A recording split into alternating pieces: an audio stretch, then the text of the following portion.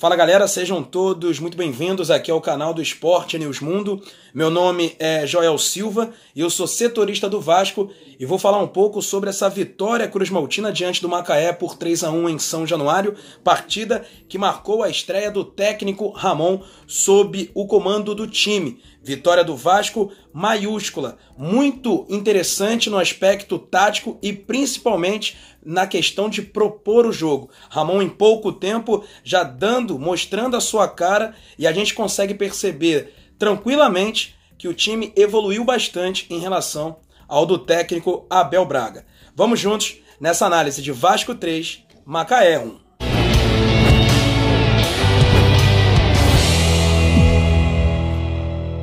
O torcedor vascaíno com certeza matou a saudade do Vasco e gostou do que viu nessa vitória cruzmaltina sobre o Macaé por 3-1, partida que marcou a estreia do Ramon como técnico do Vasco. E a gente pode perceber que o time, em pouco tempo, já teve uma evolução significativa em relação ao time do Abel Braga, que não vinha bem até a parada, né, por conta da pandemia do novo coronavírus. O Ramon chegou a fazer alguns ajustes na equipe que deram muito certo, principalmente nesse jogo contra o Macaé. Primeiramente, o time teve o controle da bola a todo momento. E teve o controle dela e foi objetivo, finalizou muito mais que o Macaé, e isso sem sofrer sustos lá atrás. Falando basicamente das peças que ele utilizou, a primeira novidade, digamos assim, foi a entrada do Ricardo Graça no time, na vaga do Wehrle. Ricardo Graça, que é canhoto, atuou ao lado do Castan, porém pelo lado direito da defesa. E mesmo assim, digamos, atuando um pouco torto,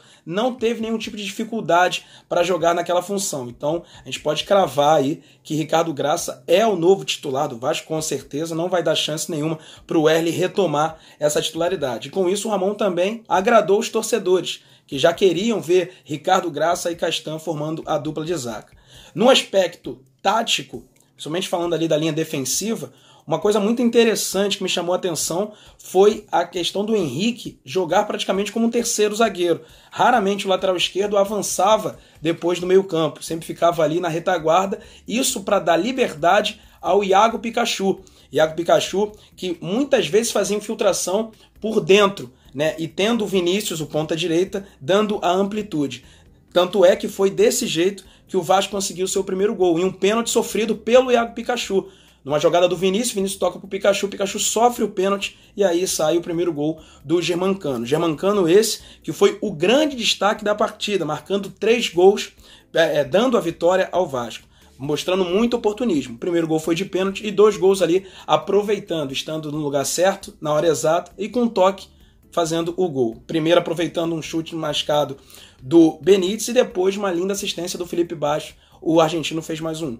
Ele tem 8 gols na temporada, foi uma contratação, uma baita contratação do Vasco nessa temporada e vem dando aí resultado e fazendo muitos gols. Para você ter uma ideia, galera, o Vasco não tinha um jogador que marcava 3 gols desde 2016, quando o Nenê marcou 3 gols na vitória do Vasco sobre o Sampaio Corrêa por 4-0 lá no Castelão, em São Luís. Esse jogo marcou a estreia do Vasco na Série B de 2016. Então, desde então, o Vasco não tinha um jogador que marcava 3 gols numa partida. E Germancano conseguiu fazer isso, quebrando esse jejum.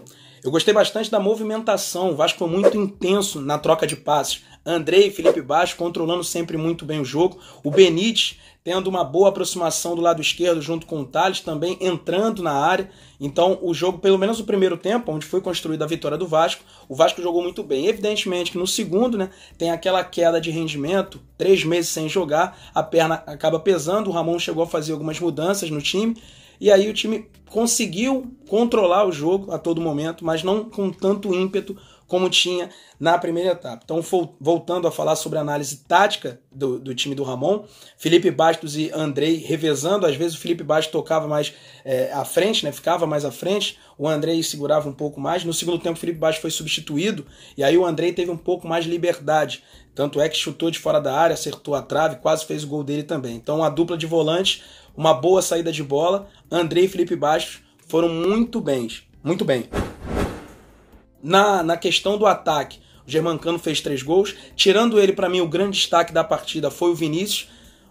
Insinuante, driblando, partindo para cima. Praticamente todos os gols foram feitos pelo lado direito do ataque, muito por conta do Vinícius, que fez uma bela atuação.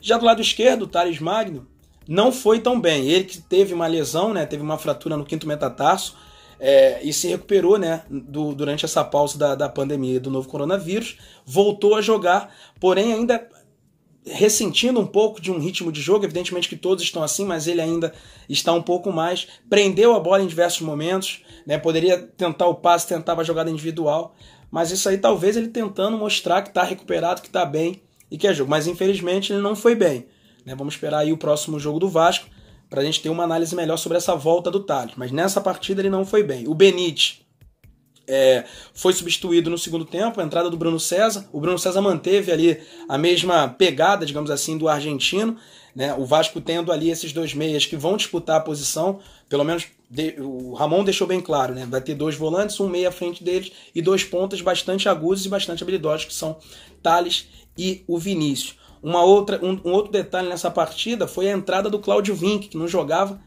tinha muito tempo, inclusive foi escanteado pelo Luxemburgo, né? Vinha treinando separado, assim como o Bruno César também, e ele entrou na segunda etapa, jogando como lateral e adiantando com isso o Pikachu para um ataque, né? Para o atacante, como se fosse um ponta direita, e nesse momento o Vinícius foi para o lado esquerdo. Então o Vasco tendo variações, com apenas uma mudança, o Ramon conseguindo ali ter variações táticas na equipe. Então isso foi bastante interessante. O Vasco tendo sempre a posse de bola, trocando muitos passes e conseguindo chegar com uma certa facilidade até o gol do Macaé. Para um primeiro jogo, uma estreia, foi além do esperado, pelo menos para mim. Pelo menos eu tinha a ideia de que o Ramon apresentaria evolução em relação ao time do Abel Braga.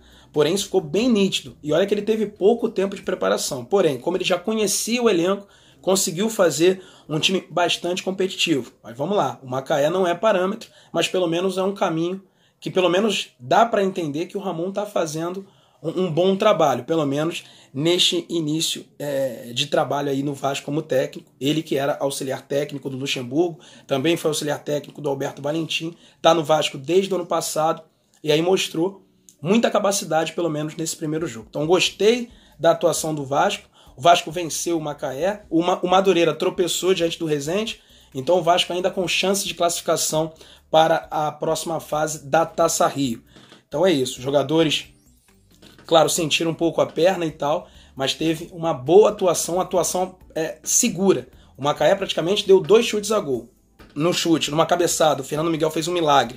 E no escanteio ele acabou falhando no gol, então basicamente foram essas 2 finalizações que o Macaé teve durante todo o jogo. Então o time do Vasco foi ofensivo e conseguiu também não sofrer nenhum tipo de ataque do Macaé. Então vitória sólida, convincente do Vasco e o Ramon mostrando que estreou com o pé direito sob o comando dessa equipe. Então basicamente os meus destaques do time foram Vinícius, Germancano, e eu gostei muito também do Felipe Bastos, um jogador que é muito questionado pela torcida, mas foi muito bem nessa partida, mostrando muita visão de jogo no terceiro gol do Vasco, ou todo mundo imaginando que ele chutaria, não, ele achou o cano, deu uma bela assistência para o terceiro gol do argentino. Então é isso, o Ramon mostrando que está no caminho certo e que tem esse grupo na mão, né? Com o Felipe Bastos, por exemplo, o Raul entrou na segunda etapa, mas nesse primeiro momento o Felipe Bastos, que tem uma saída de bola melhor, né? Tem mais condições de dar um passe e tal do que o Raul, parece ter vencido essa disputa e é o titular do Vasco junto do Andrei. Andrei que era já, antes da paralisação por conta da pandemia, já era um principal destaque da equipe do Abel Braga, junto, é claro, com o Germancano. E agora ele voltando muito bem.